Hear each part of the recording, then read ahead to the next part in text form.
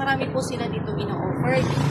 So, nag-aano din po sila ng church decor, like fiesta, tapos nag-aano din sila ng birthdays, anniversaries, wedding, and then guys, nagko-consider din po sila ng funeral arrangement.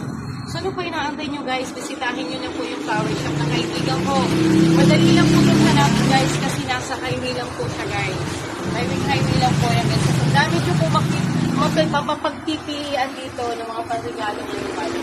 Bakit na bagay po ito guys? Kasi malapit na po yung araw ng mga puso.